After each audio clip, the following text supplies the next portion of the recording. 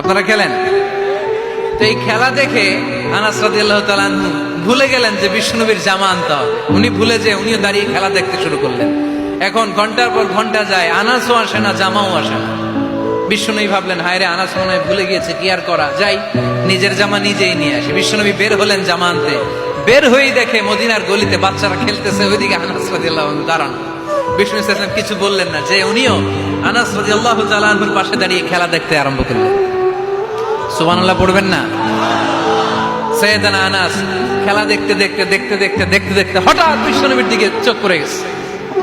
বিশ্বনবীর চোখের দেখে যখন সাইয়েদানা আনাস রাদিয়াল্লাহু তাআলা আনহুর চোখ পড়ে গেছে, সাইয়েদানা আনাস বলে, আমার কলিজাটা এখান থেকে এই দিকে চলে আসছে ভয়ে।